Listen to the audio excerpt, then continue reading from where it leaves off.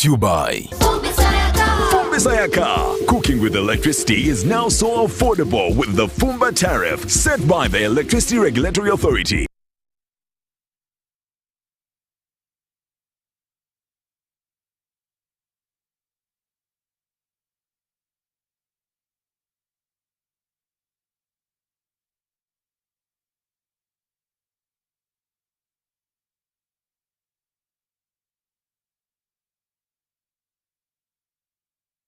Welcome to a second edition of UBC News Tonight. It is a minute after 10 o'clock. Now, before we delve into tonight's news bulletin, let's first take a look at the top stories of the night.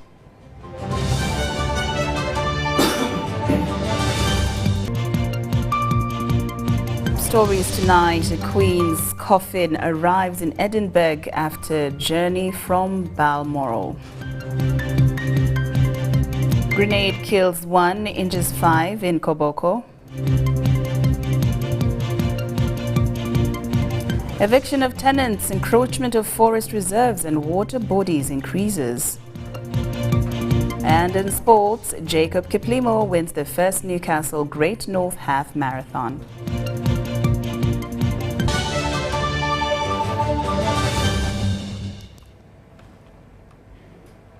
Good evening once again and welcome to our second edition of UBC News Tonight. I'm Lauryn Kazimoto and Muhammad Mugalu on sign language interpretation.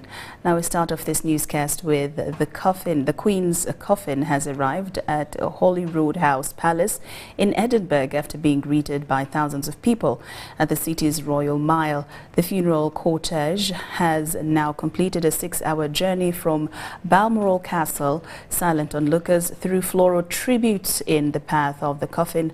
Along the route, the coffin will be flown to London on Tuesday and the Queen will lie in state at Westminster Hall from Wednesday. The Queen's funeral will be held in Westminster Abbey on Monday the 19th of September. It will be a bank holiday. Charles III was proclaimed king at an elaborate ceremony on Saturday, with further proclamations taking place in the UK nations today. Prince William says he is honoured to have been made the new Prince of Wales and vows to deepen his relationship with Welsh communities. Elizabeth Alexandra Mary Windsor was born on the 21st of April 1926 in a house just off Berkeley Square in London. The first child of Albert, Duke of York, second son of George V and his Duchess, the former Lady Elizabeth Bowes-Lyon.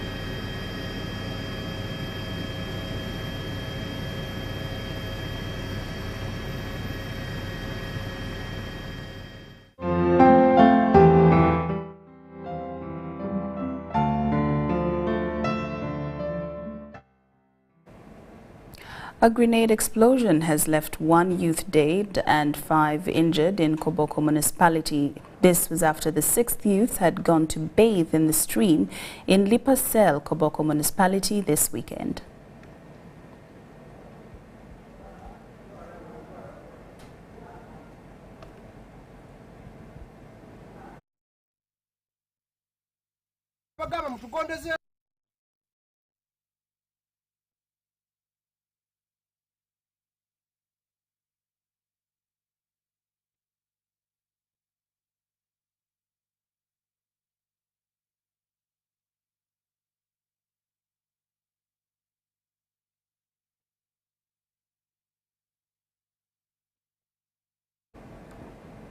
We apologize for that. We'll return to that story later on in the bulletin. But over 500 tenants in Nakalanga village in Jerusab County, Buikwe district are living in fear of eviction following a directive from their landlord to buy their tenancy rights at a cost that seems expensive for them.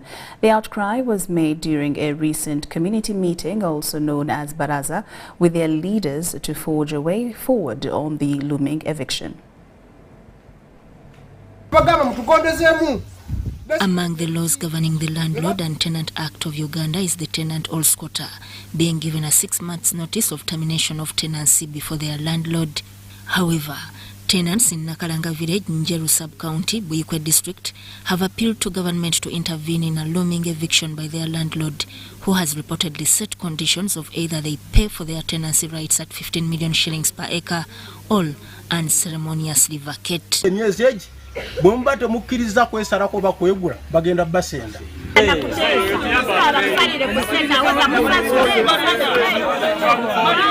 Kazi watu ngabwendi nze ndina mwandu sina kasente wadde akaki engaba nanze yenuma ku ttaka lino sina kyennumirwa sengaba nalongoosa ku ttaka lino engaba ffe tujja kubanga tukoze eki milioni 15 sizirabangako bukyanzaliwa siwavangako na milioni 5 mu ngalo za kazi. The landlord, only identified as John Nkutu, is alleged to have stopped tenants from paying ground rent, which is against the law. Tuwadde emyezi egi bomba temukiriza kwesalako bakwegula bagenda basenda. Naye olwaliro bw'aba ayimirira wano yeegaana abatuze bakoze eki baba ayita ate ng'ebiwandiiko byo. The squatters or tenants disclose that their landlord has now started sending them strangers to intimidate them. However, tenants suggested an impeachment of their chairperson for allegedly conniving with their landlord John Nkutu to evict them on short notice without following the bona fide occupant's concession.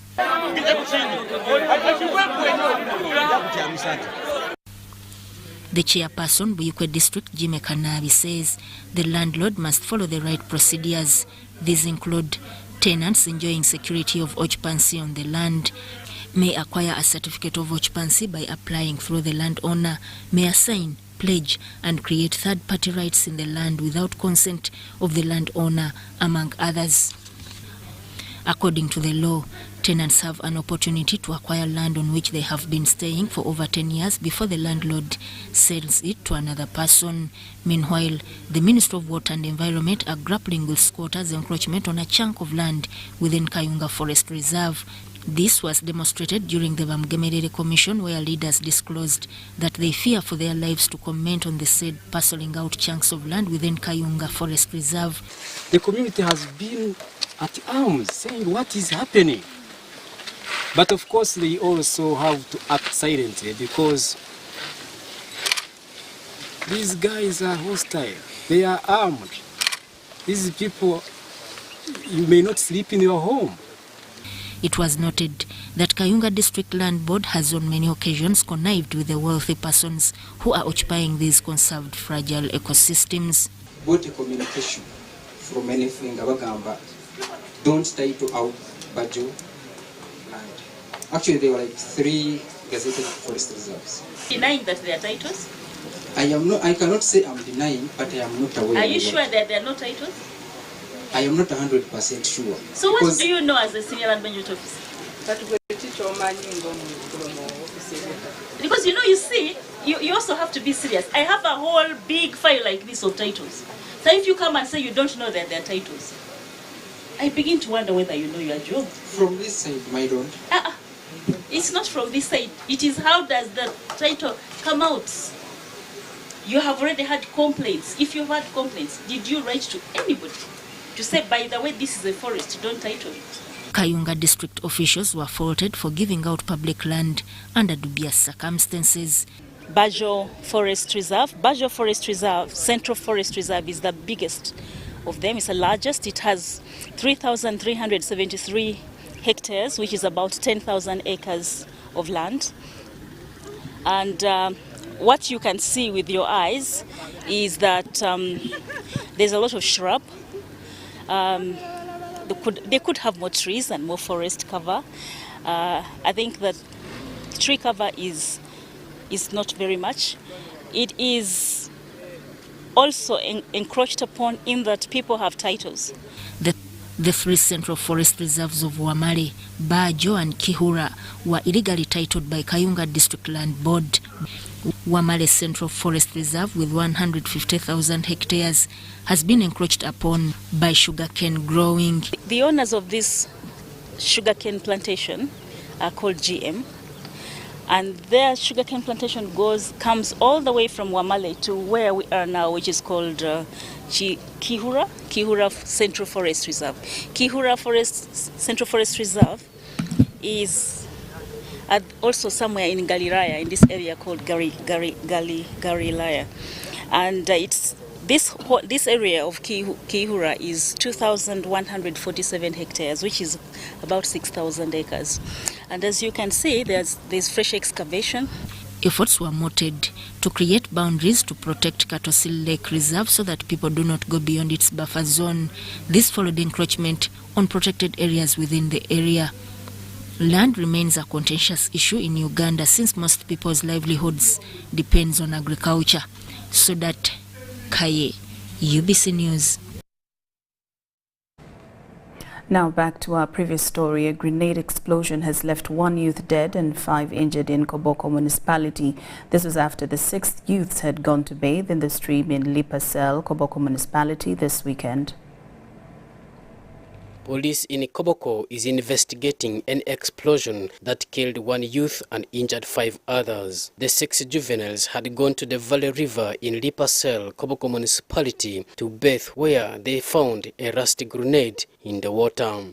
According to Western Nile Police spokesperson Josephine Anguchia, one of the 5 victims decided to hit the grenade on a rock in order to remove the rust that eventually exploded, leaving 1 dead on the spot. Other victims were rushed to Koboko General Hospital for treatment, where they are currently recovering. So while at the stream, 1 recovered suspected grenade in the water. It was rusted, and 1 Lucky Yasir hit it on the stone to remove the rust from the metal. However, the metal started producing some sound and smoke, which made the children become suspicious. So that's when they told the one who was holding the rusty metal to throw it on the stone.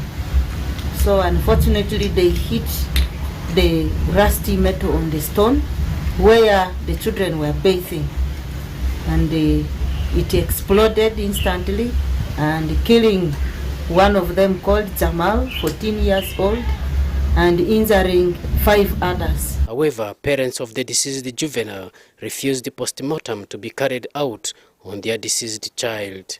To that effect, Anguchia has advised the public to allow postmortem on people whose cause of death has suspicions, so that the police can determine the truth medically. As police was organizing to do postmortem, the parents came and picked the body from the health center and took for burial minus postmortem. We even have seen that in cases of suicide, in cases of accidents, people don't want to give time for postmortem. But on our side as police, it may not be obvious.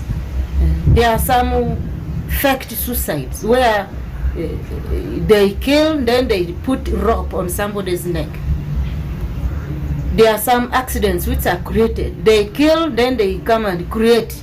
So it is through postmortem, through proper investigations, that we are able to establish the truth.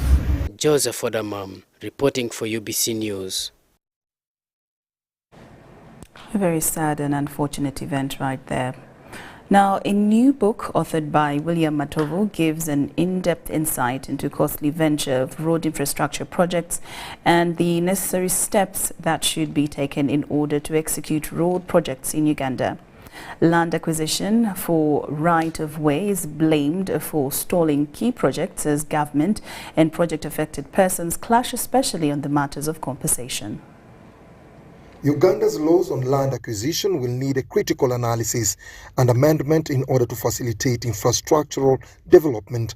The Minister for Works and Transport, General Katumba Wamala, says it is becoming more difficult and costly to acquire the right-of-way from landowners, an issue he attributes to corruption, misinformation and greed. Then they go out and buy chunks and chunks of land. And then, you know, my people here, the innocent fellows, not very innocent anyway, the innocent fellows of UNRWA, they are accused that they are the ones who are buying land where the project is going to pass. But there are so many speculators out there.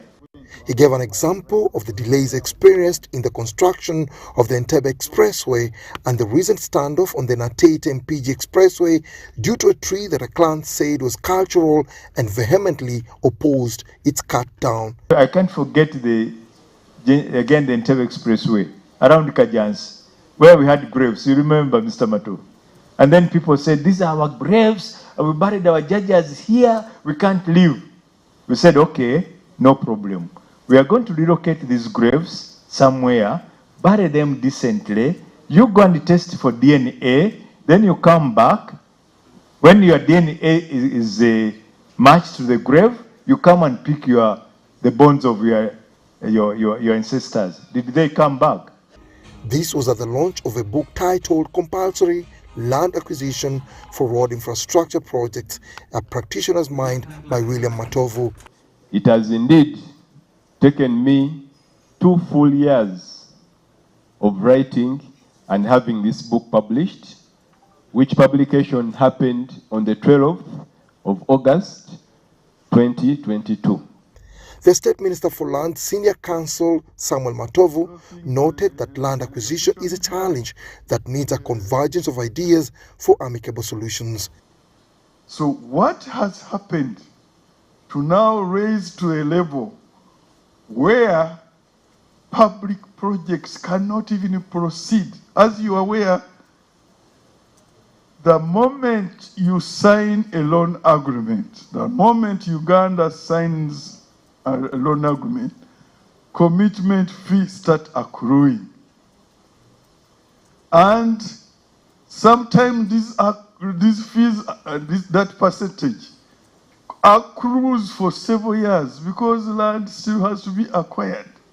The book, available in hard copy and online, puts thoughts on paper on matters of land acquisition and what needs to be done to facilitate road infrastructure projects.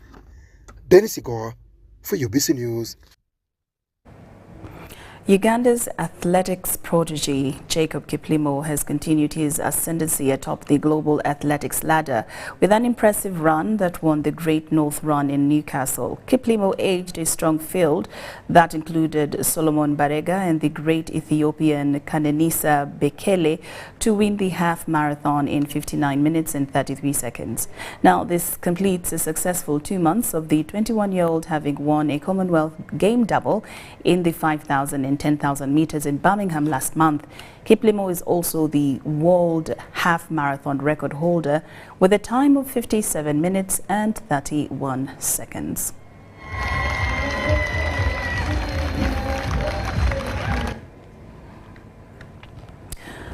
All right, now to Makerere. Beg your pardon, Uganda's progressive businesswoman Dr. Maggie Chigozi has urged Makerere University Department of Food, Science, Technology and Nutrition to cope up with more innovative ways to support the private sector. Maggie was presiding over the alumni reunion for the Department of Food, Technology and Nutrition. We have more details in this report. Foods and beverages are key to Uganda's economy, with major factories being agro-based. Uganda's renowned businesswoman, Professor Maggie Chigozi, has urged Makerere University Department of Food, Technology and Nutrition to be innovative and support the private sector dealing in food processing.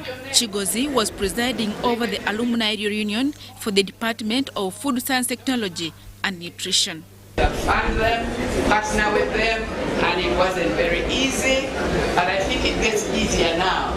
As the private sector itself is more educated. You are the private sector, many of you.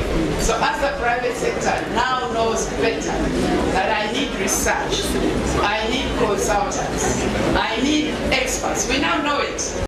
The head of Department of Food Technology and Nutrition of Makerere University, Professor Ivan Muzira Mukisa, admits that innovativeness in the food subsector will minimize wastage. I believe that food science can play a role in helping avoid food waste in the country, because we do produce a number of crops, fruits, vegetables and cereals, which sometimes go to loss. We can lose about 40 or 50% of those. But food science and technology helps us train specialists that can help convert those to other products that can stay longer. During the reunion of the alumni, the Professional Association of Food Scientists and Technologists was officially launched to, among other things, promote food science and technology profession. Adia Nakute, UBC. Government has begun the process of assessing the vulnerability of people settled in the steep areas that are prone to disasters such as landslides for relocation. The Minister of ICT and National Guidance, Dr. Chris Baryomunsi, who has led a team of ministers including Godfrey Kabyanga and Kabuye Chofa Togabye, to make an on-spot assessment of the affected areas in Kasika Village, Rukochi Sub-County in Kasese District. The Minister of ICT and National Guidance, Dr. Chris Baryomunsi, says that after the Kasese tragedy, it has been agreed that a rigorous sensitization campaign is implemented to alert the people in disaster-prone areas to relocate to lower and safer areas to reduce on catastrophes. Now here in this St. Paul's Health Center, we had come to visit those who are admitted, those who got injured, but also you can see there are many patients. I have observed there are child mothers here and also many women who come to deliver here. The one you saw me support was a case where a woman died of cerebral malaria and left a newly born baby, and the caretakers were failing to raise the 300,000 which was required for cesarean section, which was done on the mother who died. President Yoweri Museveni sent condolence messages to the relatives of the 16 families that lost their dear ones, and each received 5 million shillings for every member lost. Survivors of the incident, most of them had bruises. So we are treating those bruises and they are doing fine. However, we have one who was severely hurt, and he is doing well. He had deep wounds. They were a bit deep and they got affected. So we are now doing that daily dressing, and she's doing fine. Christopher Masereka lost 11 people in his family, including his wife, children, and a granddaughter-in-law in the disaster, and recollects what happened on the fateful night.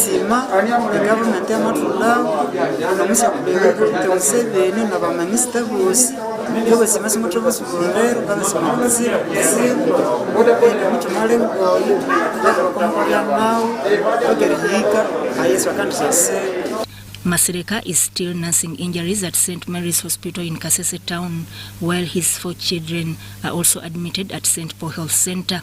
But Masereka put on a smile on his face for the first time since the tragedy, after President Museveni sent 5 million shillings for each family member lost, and also sent 1 million shillings to each person admitted in hospital as a result of the landslides. We have to find land which is habitable and which is less risky, and then we mount a campaign to sensitize those who live in high-risk areas, not only here in Kasese, but also the other mountainous and hilly areas like Ergon, even parts of Chigezi, for people to relocate.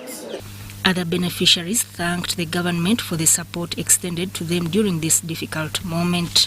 The Member of Parliament, Busongola South Constituency, thanked the government for the swift response and the assistance extended to the affected families.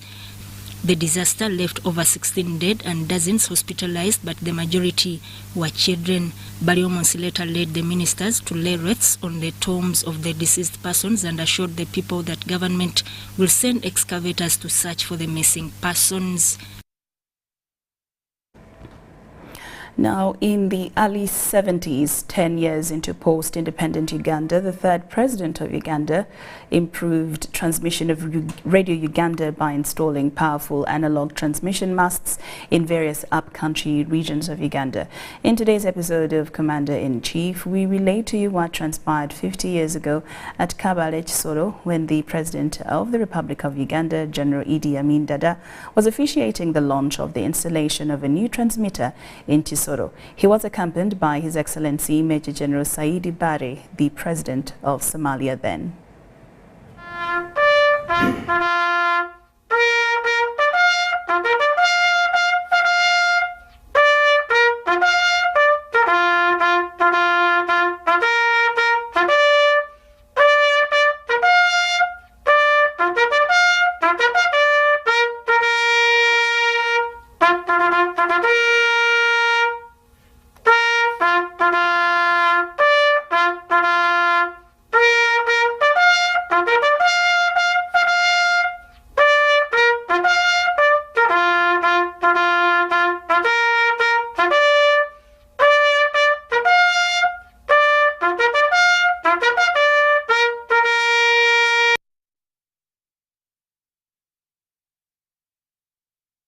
Welcome to Commander-in-Chief Files, and in this episode of CNC Files, we call forth what happened in 1972 when the Commander-in-Chief, President General Idi Amin Dada, VC, DSO, MC, and conqueror of the British Empire, invited the President of Somali Democratic Republic, His Excellency Major General Said Barre, to launch the new transmitting broadcast site in Kabale. At that time, radio was 2 years away to clocking 2 decades, and television in Uganda was still in its infantry stages, transmitting in black and white.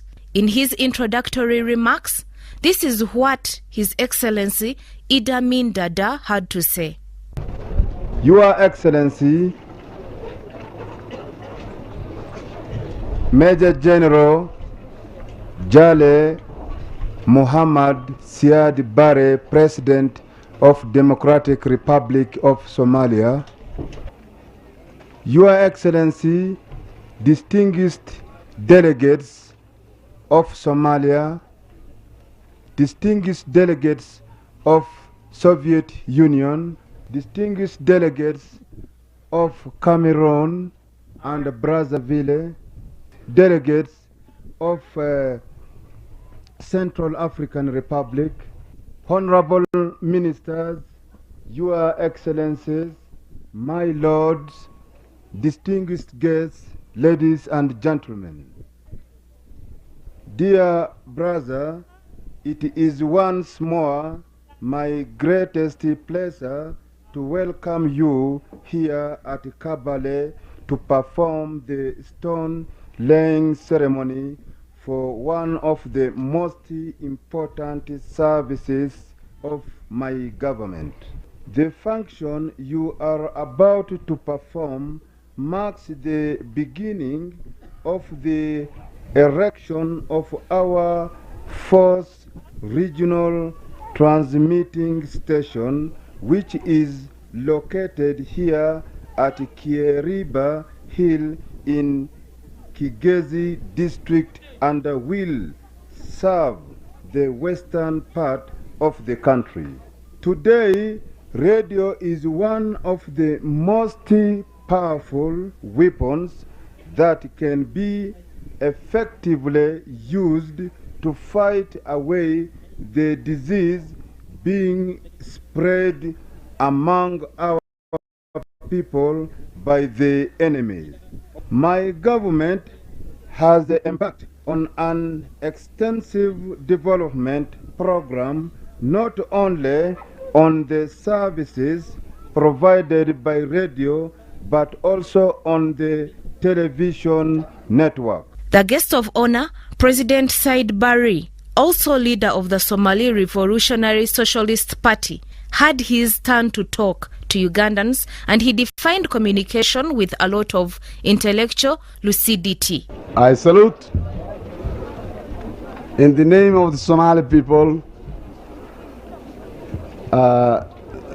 His Excellency, the President of the Uganda Republic, General Idi Amin Dada, the members of the armed forces, government, and the people of Uganda as a whole, and particularly the residents of this district, thanking them for the warm and brotherly welcome reserved for us. I am very much honored of having given this opportunity to lay the stone for a radio station in this beautiful and rich district. A radio station means progress, means communications, and communication means the development in all its field, particularly informations which mobilize people in knowing what is happening in the world, what is happening in their country, and through which they receive their instructions from their government and from their leaders, and through which they themselves expand their culture and also their wealth. This project was part of a series of new transmitting sites which had been opened to foster communication and broadcasting in the various regions in the country.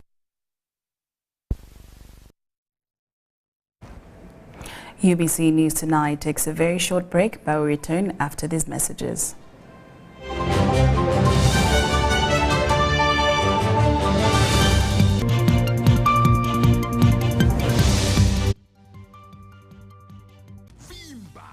MTN Kabode Super as you pay mpola for this smartphone. Make calls, update your WhatsApp status, watch YouTube, and Google anything under the sun with 2 GB worth of data every month for 7 months.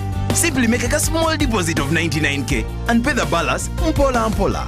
You can pay in daily, weekly, or even monthly installments while you enjoy your new phone. So what are you doing today? Visit any MTN shop near you and get the MTN Kabode Super easy.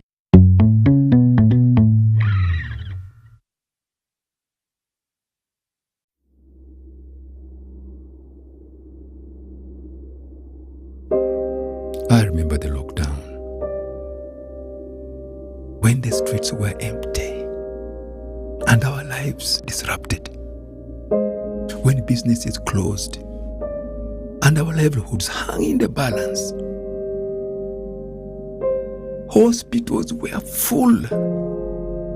We lost loved ones, jobs, and hope. Our children couldn't study anymore. We cannot let this happen again. We should not go back. Get fully vaccinated against COVID-19 and join the millions of Ugandans who are already vaccinated.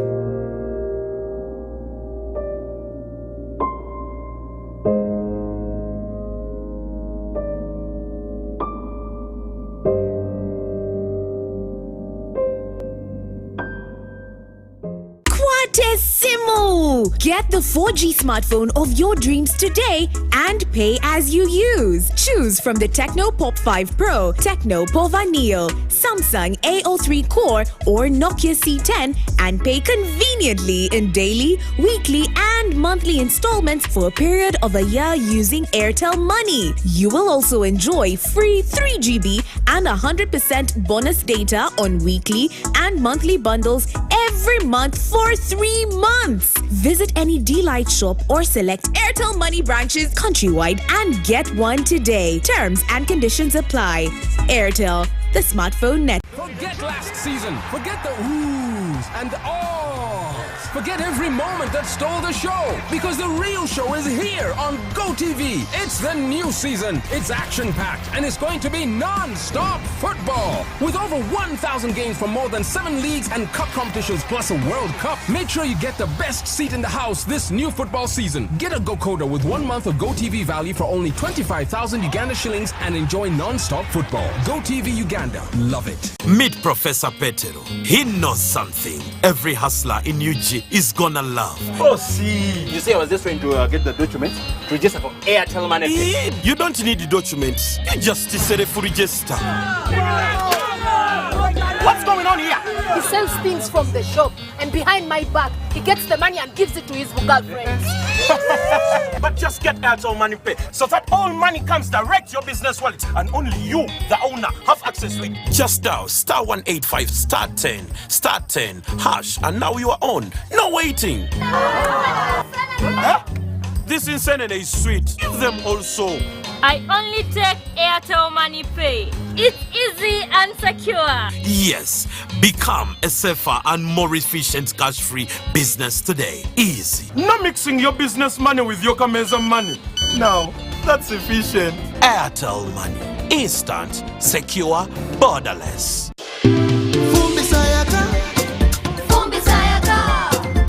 Cooking with electricity is now affordable. Cook your beans. Avoid smoke. Sayaka. Cooking with electricity is now so affordable with the Fumba tariff set by the Electricity Regulatory Authority. With the Fumba tariff, you can now buy up to 70 units of Yaka at a reduced price of 412 Uganda shillings per unit after consuming your first 80 units of the month. For more information, contact the Electricity Regulatory Authority on 0200 506 000. Oh, they look nice. Thank you, honey. Yo!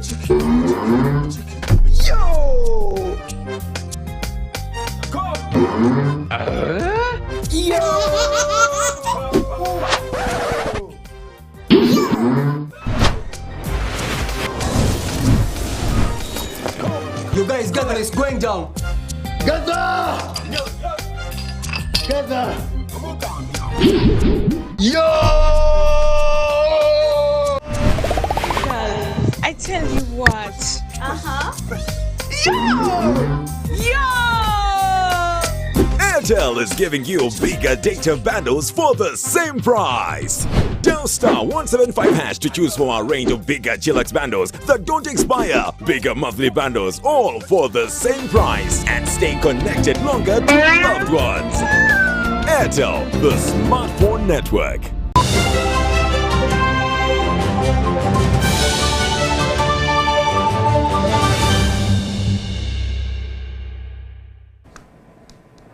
Welcome back from that break. And in more news, the Speaker of Parliament, Anita Netamong, has extended a sum of 10 million shillings towards development of Lango Education Fund in northern Uganda. Now, in a message delivered for her by Bukwali's Central Member of Parliament, Solomon Asilwan, he challenged other regions to come together for such worthwhile causes. This was during an education symposium and fundraising event held at Silver Springs Hotel, Bugolobi, by Lango Development Forum. Awelo Sub-County, Molata District. These are some of the testimonies shared by beneficiaries of Lango Development Forum. Some have graduated, while others are still pursuing various courses. As a child, they will respond to you, they will talk to you, they'll give you time, they'll mentor you. So that's the beauty. Lango Development Forum got me from my village in Wansolo, landing site, a fishing village in Akohoro sub-county. I got another family, much as I lost all my parents, but I got a better family, Lango Development Forum. The initiative started about 20 years ago, aimed at countering challenges experienced by people in such needful predicaments. 100% of Lango children who go to university do not study in Lango, they study in central Uganda. However, even when there has been some progress, the education standards in Lango sub-region are still reported low. Statistics from Uganda Bureau of Statistics indicate that the national literacy rate stands at 66%, with Lango being below average at 48%. Advocacy for innovation and construction of more schools so that we have schools in the sub-counties that do not have schools. If you find a Lango man working, you will know that if there are 5, only 2 of them have gone to school. This is the kind of situation that Lango Development Forum is seeking to adjust. It is the reason why an education symposium has been held to raise funds for the same. The statistics given by Professor is a bit disturbing by all standards, and all of us have to wake up, because when some of us were going to secondary school in the 70s, things were completely different. To support the cause was the Speaker of Parliament, Anita Among Anet, with 10 million Uganda shillings.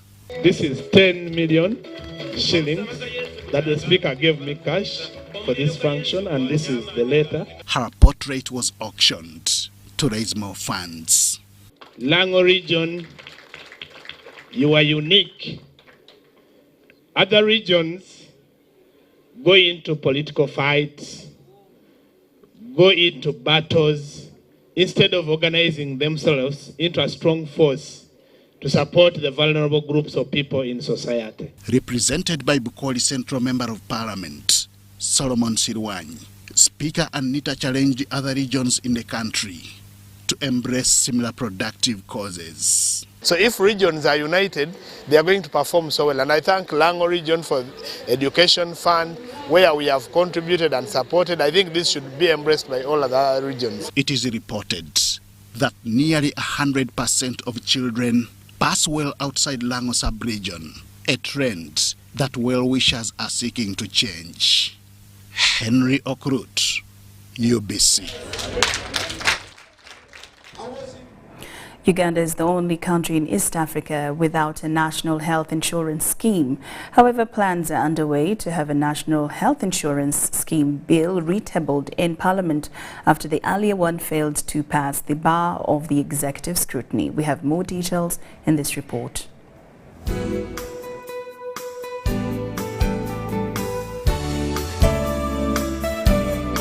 Government of Uganda is working hard to have the National Health Insurance Scheme Bill retabled in Parliament. In March 2021, this bill was unanimously and overwhelmingly supported and passed by Parliament. Apparently, there were some sections in the society who were opposed to it. Consequently, the President did not assent to the bill and he sent it back to the Ministry of Health for further scrutiny. This process was supposed to be faster, but it seems to be taking long yet. Uganda is the only country in East Africa without such a national health insurance scheme. When the national health insurance scheme is passed into law, people will make contributions, preferably based on their ability to pay. The very few people who may be unable to pay will get a subsidy from government and donations. All beneficiaries will get services from approved service providers by presenting a membership card instead of cash. There are many benefits that come with such a scheme where general tax revenue financing mechanism has proven ineffective. Prepayment mechanisms such as National Health Insurance Scheme have been identified as the most effective way of reducing high costs of accessing health care by households. Timely use of services, since people do not need cash to be treated.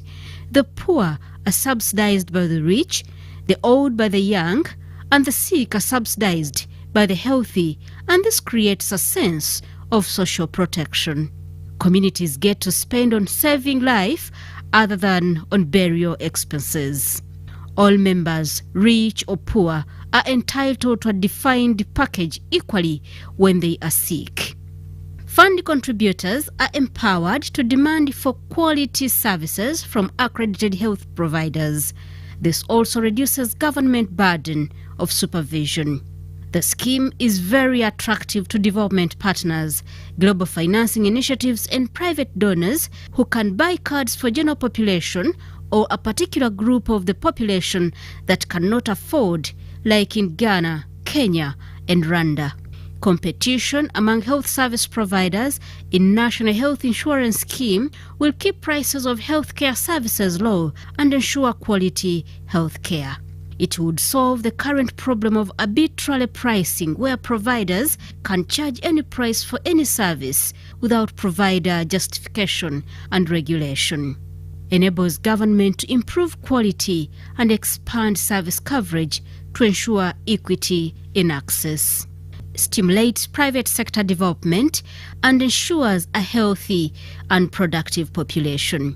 National Health Insurance Scheme will demonstrate Uganda's commitment to regional and international frameworks with regard to universal health coverage.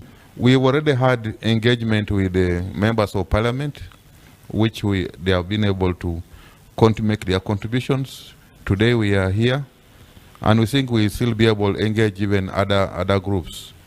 And then we shall incorporate the stakeholders' inputs in the National Health Insurance Bill 2022, and then submit it to the bill back to cabinet before it finally moves to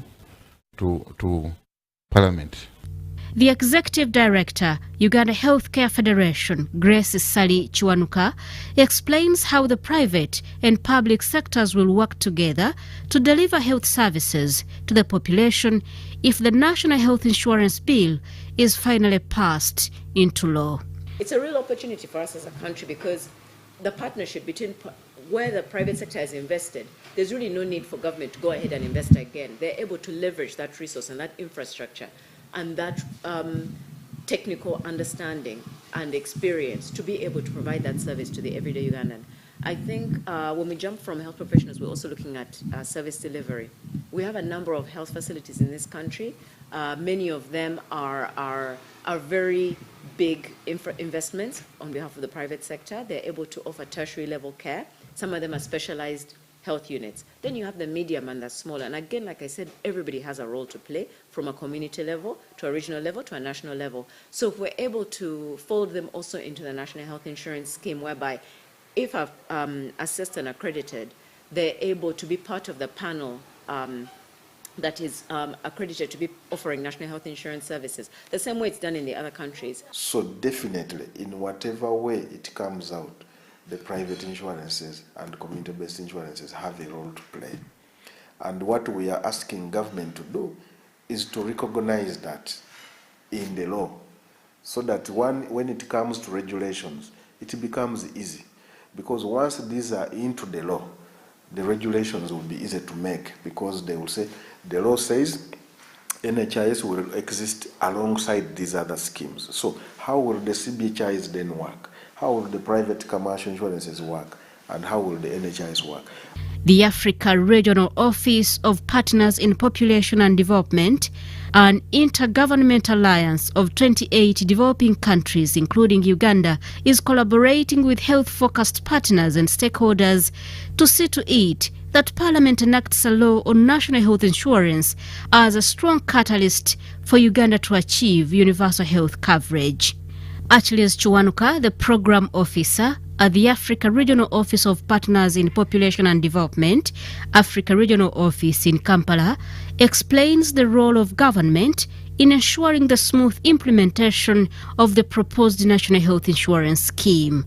The biggest role of government here is to regulate, to pass policy, to have this well, regulated and put in place. The first important thing that if I am calling out to government is to say, have this bill passed in Parliament and create a law, formulate whatever procedure they will take. I know that now the regulation has been and it had been passed. They will form an agency and people will align to that, something akin to National Social Security Fund. Some people and individuals will contribute money to that fund. But this must be regulated by government. The biggest role by government now to this issue of national health insurance is to regulate, to pass a law. This we have been at for the last more than 30 years. I don't know why government is not passing this law. The Executive Director, Save for Health Uganda, Frederick Makaire, shares the proposed management mechanism for the National Health Insurance Scheme. Save for Health Uganda is a non-government organization implementing community health saving schemes in selected districts. The best way is to manage it as a body corporate. We have it as a body corporate, fully registered, mandated by the government, and then it is run by a board which is composed of both government and the other private players with representation. The employers represented, the employees represented, the informal sector represented, and then government represented. I think if we have a board like that, where the board is in charge, not the minister, then I think there will be public confidence. We are very sure that the scheme then will be run in a very profitable way, in a way that is satisfying to the users and the beneficiaries. The front desk officer for the proposed National Health Insurance Scheme at the Ministry of Health, Aliyi Walimbwa, confirms that his ministry is in agreement that the scheme be run by an independent body. Because it is a highly specialized intervention, and therefore you need a board and a secretariat or a technical team that manages the scheme. But that board is like other boards because it is a mix. It's like a parastatal, a government, not a government. So it's a mix. So that is how these schemes are managed. Kenya has the same National Health Insurance Scheme, National Health Insurance Fund Board. Then we have Tanzania, they have a similar board. Ghana has a similar board. So Uganda is not going to be different. We have a similar arrangement. Statistics show that majority of Ugandans are grappling with high out-of-pocket health expenditures amounting to 38.8%. They are therefore looking up to government to save them from such dangerous expenditures by passing the National Health Insurance Scheme Bill into law.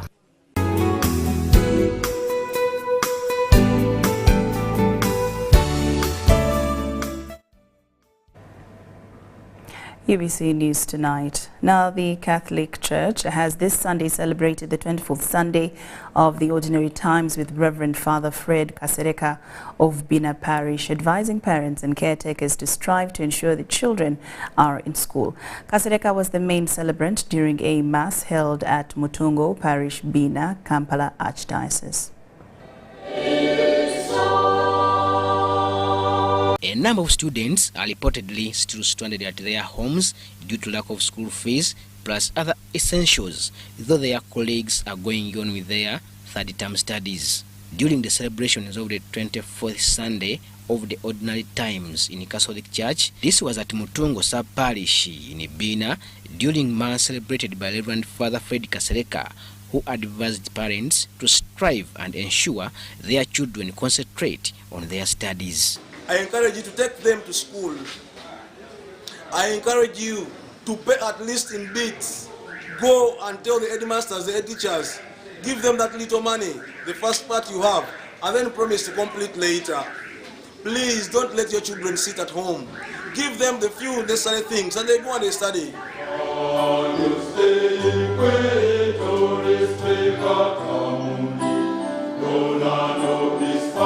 Reverend Father Kasese also called Christians to remain focused, faithful and humble even during the difficult times. Don't lose hope. If you have got the chance and your mother, your father has been able to pay you school fees, remember some of your parents are single parents. They struggle to get these school fees. So if God has given you a chance and you are at school, please use that chance to study. Don't use that money for betting. You know there's a lot of betting these days. Don't misuse that money.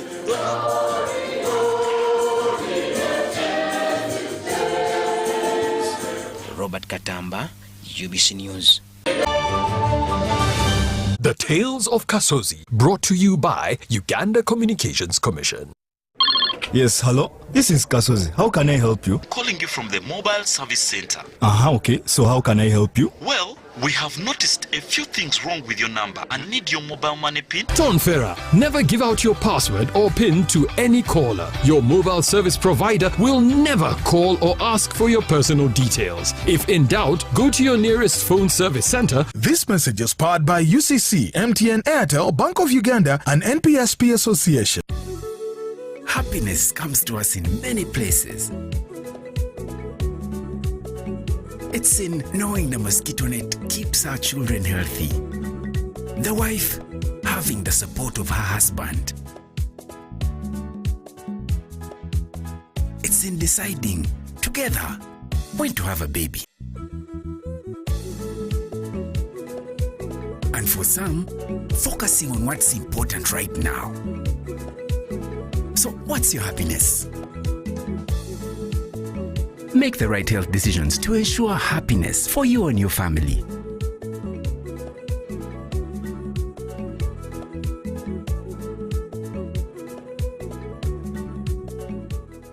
Vimba! Ni MTN Kabode Super as you pay mpola for this smartphone. Make calls, update your WhatsApp status, watch YouTube, and Google anything under the sun with 2 GB worth of data every month for 7 months. Simply make a small deposit of 99k and pay the balance mpola. You can pay in daily, weekly, or even monthly installments while you enjoy your new phone. So what are you doing today? Visit any MTN shop near you and get the MTN Kabode Super easy.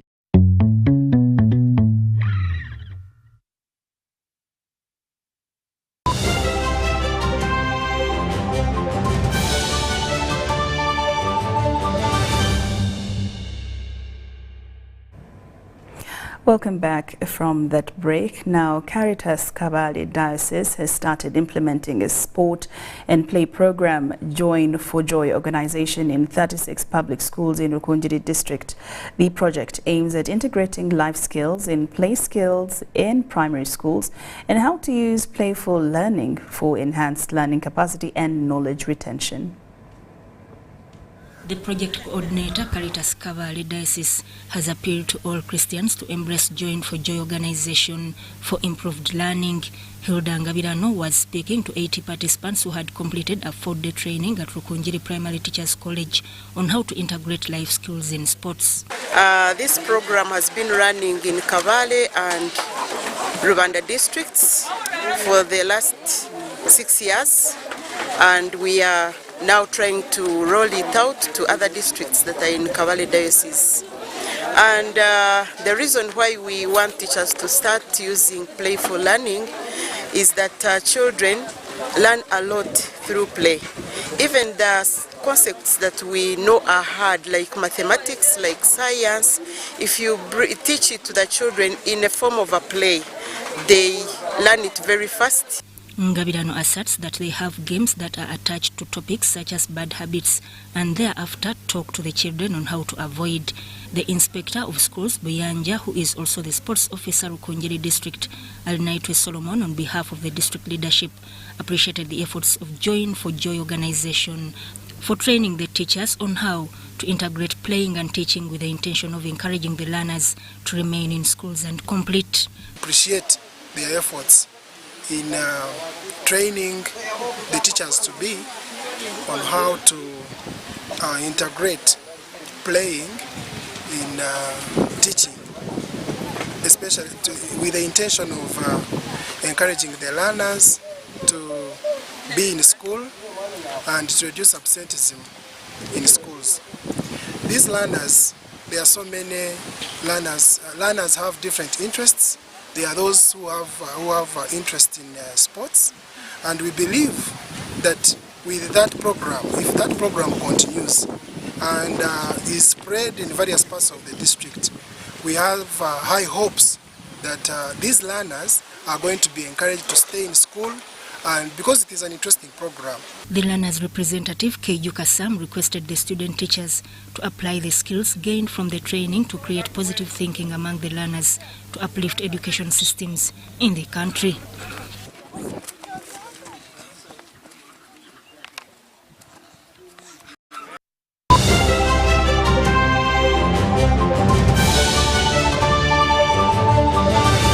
Tales of Kasese, brought to you by Uganda Communications Commission. Yes, hello? This is Kasese. How can I help you? Calling you from the mobile service center. Okay. So how can I help you? Well, we have noticed a few things wrong with your number and need your mobile money PIN. Tonfera, never give out your password or PIN to any caller. Your mobile service provider will never call or ask for your personal details. If in doubt, go to your nearest phone service center. This message is powered by UCC, MTN, Airtel, Bank of Uganda, and NPSP Association. Happiness comes to... Oh, they look nice. Thank you, honey. Yo!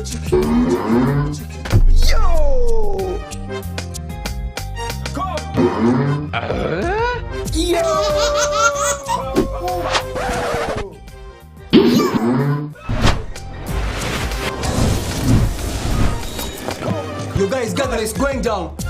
Gather! Gather! Yo! I tell you what. Yo! Yo! Airtel is giving you bigger data bundles for the same price. Dial *175# to choose from our range of bigger Chillax bundles that don't expire. Bigger monthly bundles, all for the same price. And stay connected longer to loved ones. Airtel, the smartphone network.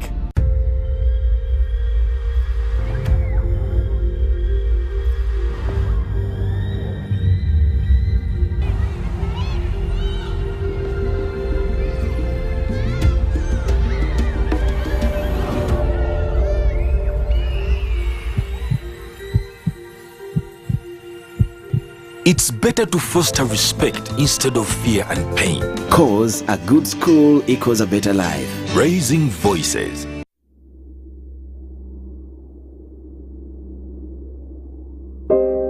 I remember the lockdown, when the streets were empty and our lives disrupted, when businesses closed and our livelihoods hung in the balance. Hospitals were full. We lost loved ones, jobs, and hope. Our children couldn't study anymore. We cannot let this happen again. We should not go back. Get fully vaccinated against COVID-19 and join the millions of Ugandans who are already vaccinated.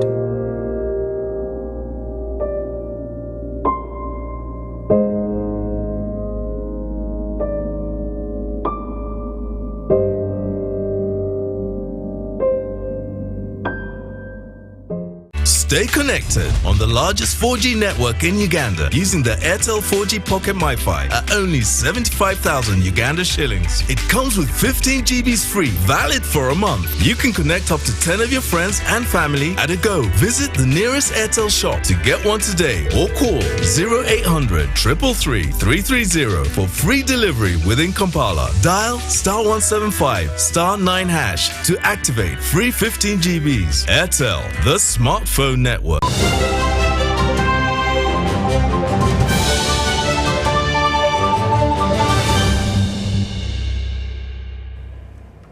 Welcome back, and now into the sports scene. Uganda Broadcasting Corporation has again showcased talents in the Corporate Games Uganda 2022-2023. Now, this is the third time when the corporate companies are exhibiting talent in this year's games held at Chambogo University playgrounds. Now, participants have competed in different sporting activities, including football, volleyball, woodball, athletics, among others. Now, over 30 corporate companies are participating in these games, and the corporate games aim at bringing together institutions. Because many times they are always seated, they are always in the field and all that. Sometimes we really don't get enough time to exercise. But when we participate in these games, it is an opportunity for us to engage, to network with different corporate companies, and also to have fun. The main objectives of the corporate games are to make sure that employees that spend most of their time behind their desk 8 to 5 come here and keep fit, keep healthy. Network, provide a platform for marketing, provide a platform for awareness of what we do in our different organizations, but also provide a platform where employees can keep engaged and team build with one another. We are happy to announce we will be participating in the corporate games. What they do is that they offer us healthy medical camps, but also sensitize us on a number of issues that concern our corporate well-being. You need to know how you're doing. You need to check and see how healthy you are. And therefore, we are bringing this to you. We will be able to do a number of medical camps where we'll be able to do basic checkups, your blood pressure, your BMI, your blood sugar, just to tell you how you're doing. But we also would like to be a wellness partner.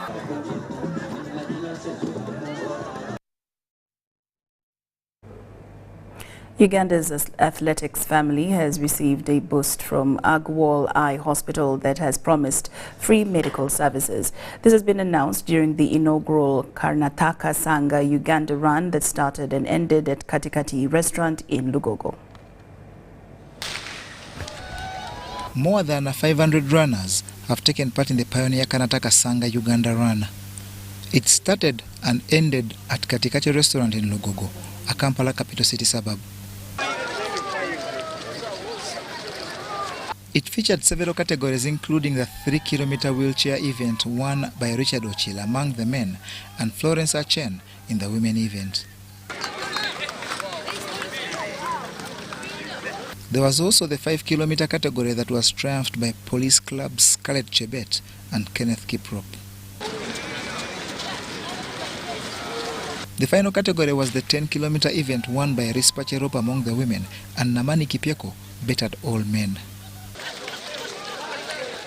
The winners shared a 12.8 million shillings cash prize, with the highest being the 1 million shillings reward for winning the 10-kilometer run. Among sponsors for this event was Dr. Agawal Eye Hospital that has extended an olive branch of free services to all elite Ugandan runners. High Commissioner of India is happy to be part of this initiative by Karnataka Sangha, and I can assure Indian Association Uganda and Karnataka Sangha that in any such initiative, you will always find Indian High Commission with you.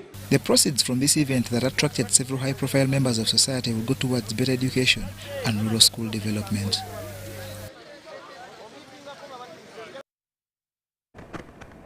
Ugandan riders are destined for several destinations across the region as they spread the gospel of fighting cancer and tourism. The latest group has been flagged off and will take the western route via Kigali. A group of Ugandan motorbike riders has been flagged off and will go via the western route through Kigali, Arusha, Mwanza, Dar es Salaam, Mombasa, Nairobi, Kisumu and back home. The main goal is to create awareness about cancer. So it's a health themed ride, but also safety. Safety on the bikes, safety as riders, which is very important to us. So we want to see ourselves traveling there safely, coming back safely. And we support different good causes. So we always raise funds to support hospitals, to support health facilities. When we get disasters, like the floods in Kasese, we mobilize to support that. Like the issues we are now having in eastern Uganda with the flooding that we had some time back, we are always there for the communities. Uganda Bikers Association has grown from men and women who rode for fun and usually in chaotic fashion to the latest crop of persons on a mission to grow this country through corporate social responsibility drives. This is the second group of Uganda bikers who are setting off. The first group set off and their main mission was to promote tourism to Uganda. So that's a group which have ridden down to South Africa. Then there's going to be a third group who will leave around 21st, 22nd of September, who are going to participate in the concourse delegates. This latest tour of duty started at City Oil Kamwacha and will last 2.5 weeks.